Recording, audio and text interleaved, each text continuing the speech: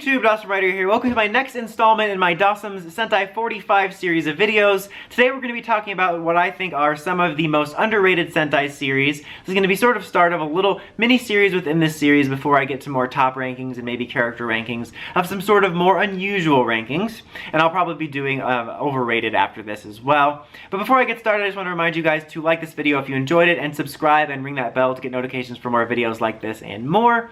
But so, as far as both underrated and overrated go, I will mention this at the beginning of both videos, but it's very subjective because it really depends on what you've experienced in the fandom. You know, some of these series I'm mentioning you might have heard too much about, and when I'm talking about overrated series, you might feel the opposite as well. So it really just depends on what corners of the fandom you've been to, so it's very subjective. So I want to say this list isn't definitive. This is just kind of based on my experience, what I've seen and seen talked about in the fandom.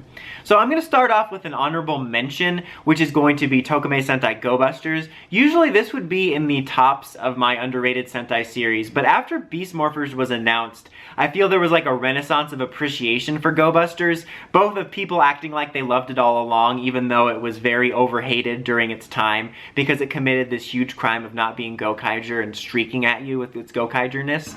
But there was a lot of hate for Go Busters when it came out, a lot of underappreciation for it, but once Beast Morphers came out, there was more of an appreciation. Like I said, more from people that acted like they liked it all along, but also more from people just being encouraged to check it out.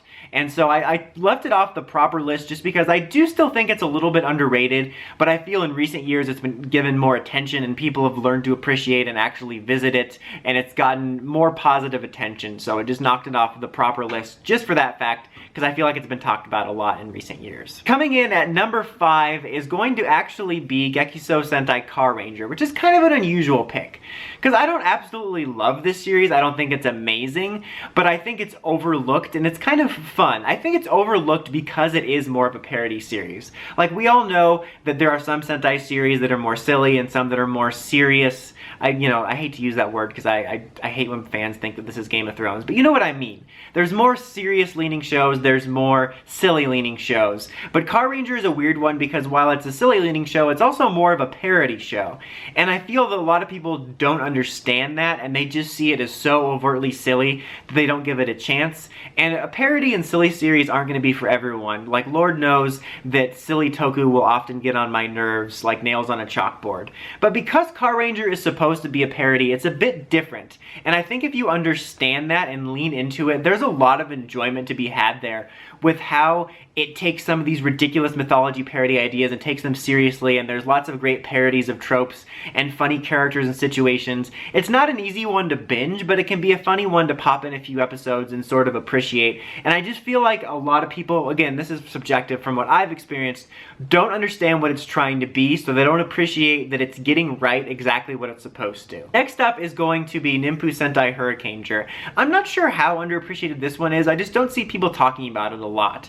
I feel like it kind of falls in a way into a similar category to Abranger, where it's kind of this awkward middle child sometimes, because I don't feel like it gets hated or forgotten completely, but I just don't see it talked about a lot. And I think it's a pretty solid Sentai series where it's pretty well rounded, where it's got the humor and weirdness to it, but it also got some interesting characters and plot lines. And I feel like I see more attention on Gekky Ranger and Ninja, not necessarily in a positive way, but I just feel like I see those talked about more. And I quite enjoyed Hurricaneger. It's been a while since I watched it or rewatched it, so who knows, maybe my opinion will change. But I just think it's a series that I quite enjoy that I just don't see get talked about a lot. Now for number 3 is Go-Go Sentai Abranger, which was an anniversary series, and I feel like it's talked about a decent amount because it was an anniversary series.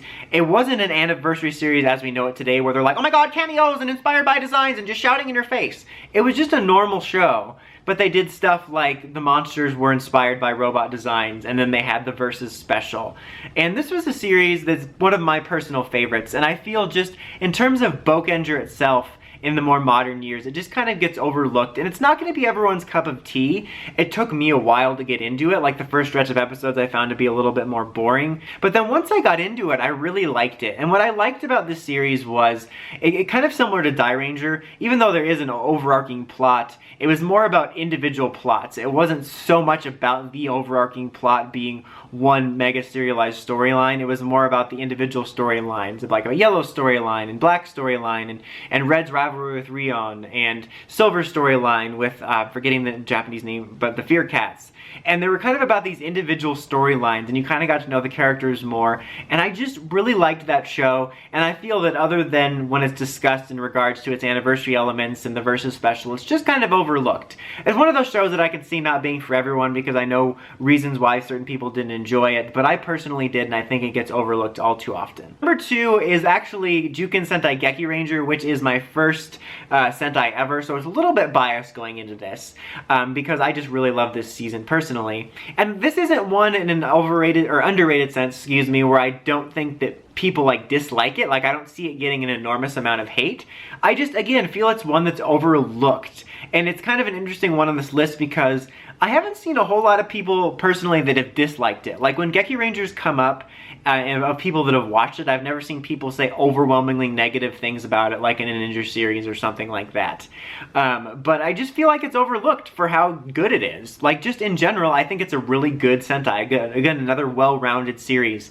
And I think it's overlooked for that fact. But again, for the amount of people that when I do see them talk about it, it seems to be positive, I very rarely have seen negative things, so that makes it feels weird that because most people I've seen like it, it seems weird that it's not talked about more. I feel like it's just one of the better series that just kind of gets passed over. Like, I feel like I'm having a hard time explaining what I mean. It's just that, you know, there's some Sentai series you'll see kind of a lean towards being more overrated and a lot of positive stuff, and then some where you see it be negative. And Gekky Ranger, I just feel like I don't see a lot of discussion, but when I do, it's mostly positive, so it surprises me for the fact that it leans towards positive, that more people aren't talking about it and aren't sort of into it. I guess, again, a little bit biased because it was my first Sentai, but I feel it's overlooked for the majority of positive things I see about it. And number 1, I'm going to say, is Abranger, which I have talked about Abranger's underratedness. I keep wanting to say overrated. Underratedness in the past in my Dino Sentai ranking video. Because, again, I think it's the awkward middle child of the Dino Sentai. Sort of not middle anymore because of Ryusoulger, but because, let's set aside Ryusoulger just for a split second, because for a long time it was the middle child, where Zyuranger is super recognizable because of MMPR, and as a result of that, a lot of first-time Sentai fans will gravitate towards that as one of the first series they check out, and then they see, oh my god, Brai got killed in this one, it must be dark and mature. And then you have Zyuranger, which is just mega popular and like had so much popularity past its run. So those two were just like so in the spotlight that Abranger kind of gets lost in the shuffle, which is funny because I feel like Dino Thunder is well recognized in the fandom, but I feel like Abranger isn't talked about as much. And like I said, Ryusoulger kind of takes away from it being the middle child since it's the 4th series, but as of right now, Ryusoulger has gotten a lot of attention because it's more recent and because of Dino Fury's adaptation. It'll be interesting to see in a few years' time how Ryusoulger is looked on in terms of the balance of what Dino Sentais get recognized, because it's hard to say right now, because again, as of this recording, Ryusoulger just has more attention on it because of Dino Fury and whatnot, but I think it's a little bit more of a forgettable series than Abranger. But all I've done is talking about Abranger's position and not the show itself, but it's definitely a show that might turn people off with some of its more silliness, but it's got Whacker Wilson. Enough said. But you know what I mean, it's got more silly bits in it, but that's what I liked about it, is it's a really well-rounded Sentai experience, where it will have that wacky humor that sometimes will annoy me and piss me off, but sometimes be charming. But it also has a really interesting mythology and storylines and characters, and it's just kind of like a checklist of everything you might expect to see out of a Sentai. And I think it's just a very good Sentai that I enjoy, that's kind of overlooked because the other similarly themed Sentais around it are kind of held up in the spotlight for different reasons. But that is my personal list. As I said at the beginning, a lot of this is based on a perception of where you are in the fandom, so feel free to leave your underrated picks in the comments, because there might be ones that you think are overlooked, depending on what section of the fandom you're from. Anyway, until next time, like, comment, subscribe, and climb steps and ring that bell so you can get my videos. Dosm Rider, signing out.